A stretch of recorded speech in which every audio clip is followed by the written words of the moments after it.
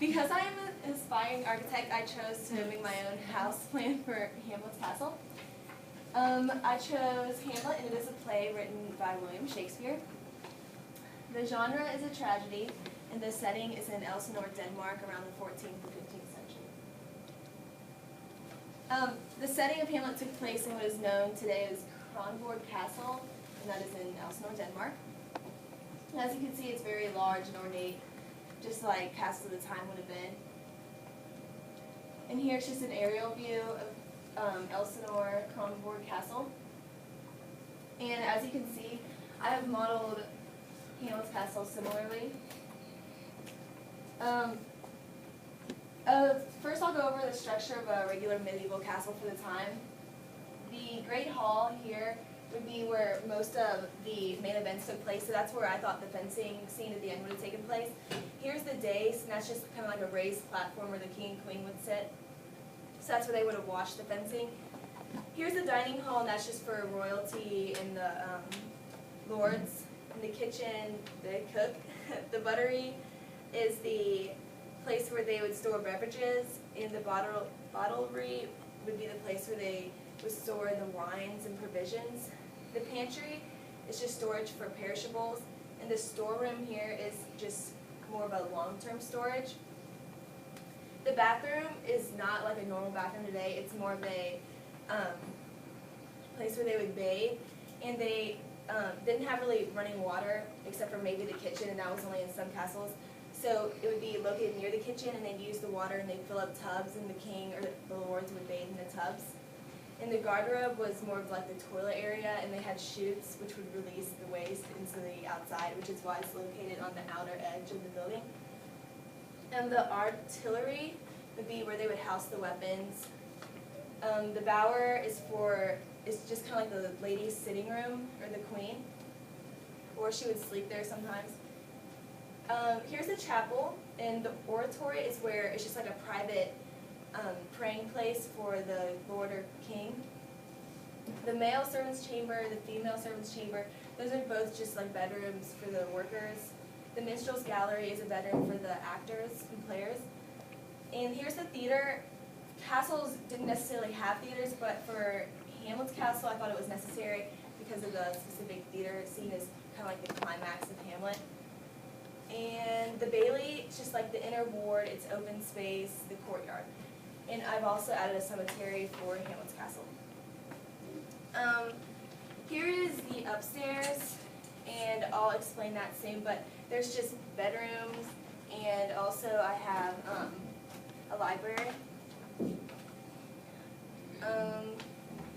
So I have done a characterization of most of the characters of Hamlet, and I've made a bedroom for each. So whose bedroom do you think is Claudius and Gertrude's? Have any ideas? One with the reddish. The reddish one? The reddish one is correct. Claudius is the antagonist in Hamlet. The red just represents the theme of sexuality, which kind of represents deception and sin within Hamlet. Hamlet tells Gertrude specifically to not sleep with Claudius because he just can't stand the idea of her and Claudius being together still because it's only been 2 months since his father's death. Hamlet says to Ophelia, "O heavens, died 2 months ago and not forgotten yet, then there's hope a great man's memory may outlive his life half a year." And he's showing sarcasm there. He's pretty much just stressing how everyone's already forgotten about his dad when it's only been 2 months. And that just shows how much he just can't stand it, them being together. The rug right here, there's 2 serpents on it, and one of the serpents is wearing a crown. That just represents royalty and how Claudius is obsessed with authority and he'll do anything to get there. The serpents represent the illusion of the story to creation and how Claudius killed King Hamlet in a garden, and King Hamlet says, "The serpent that did sting Hamlet's father's life now wears a crown." So Claudius is representing evil there, and right here is just another crown, and that just goes back to the authority theme. Here on, I know it's hard to see, but on Claudius's desk there's a Bible, and that just goes back to the illusion of creation, how he represents evil. And he also represents evil in the Cain and Abel story. Like, he kind of represents Cain because he killed his brother. And the Bible's also ironic because you would think a person with the Bible would be holy, but Claudius is actually evil. And here is just a poison, or Havana as they called it in Shakespeare, the Shakespearean play. And that just shows how he killed both Gertrude and Hamlet. And here's a wardrobe. You notice that most of the bedrooms have those, and that's just kind of like a walk-in closet, and they called it back then. So whose bedroom do you think is Polonius's?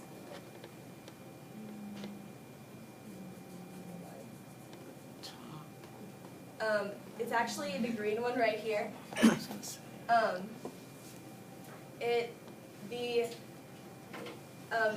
The drama masks represent comedy and how Polonius is the comic relief throughout Hamlet to lighten up those sober moods of the tragedy.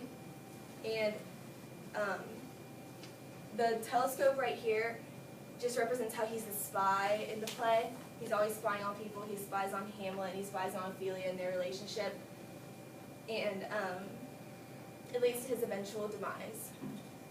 Okay, so now who do you think is Hamlet's bedroom? Where's Hamlet's bedroom? Black one. Good job.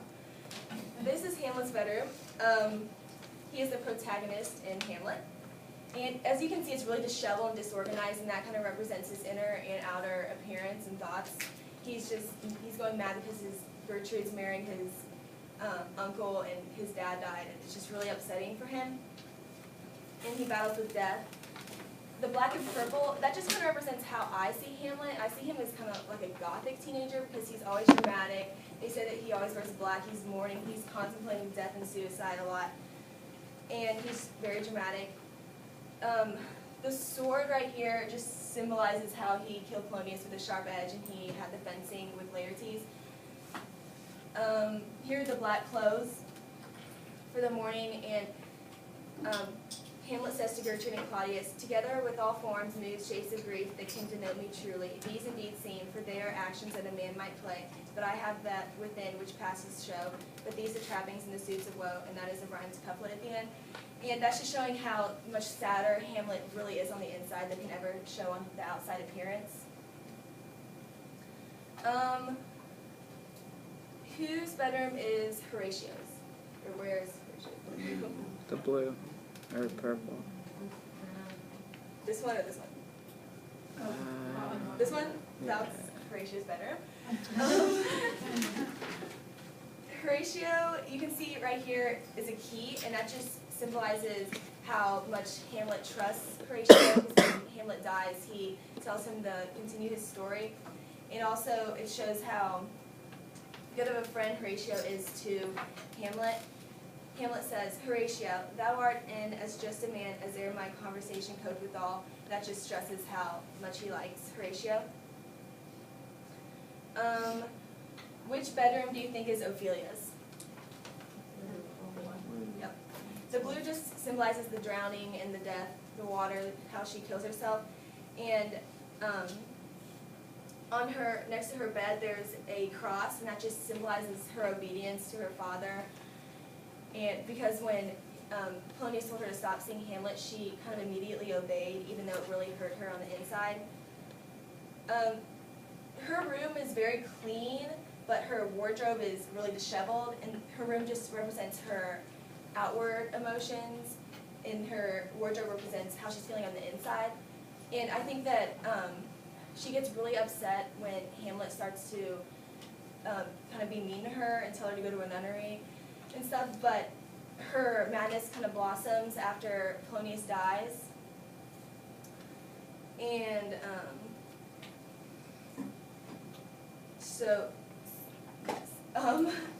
and the last bedroom, who do you think this bedroom is for? Rosencrantz and Guildenstern. Yes, they're for Rosencrantz and Guildenstern. And as you can see, it's very small, it's simple, there's only 2 beds and a desk.